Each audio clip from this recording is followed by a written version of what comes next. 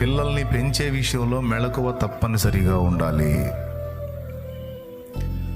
పెత్తందారితనం చేసి, పెత్తనాలు చేసి, నేను తండ్రిని, నేను తల్లిని, నేను సాగించుకుంటా, నేను నియంతలాగా ఓవర్ యాక్షన్ చేస్తా అంటే సైలెంట్గా పనిచేస్తారు.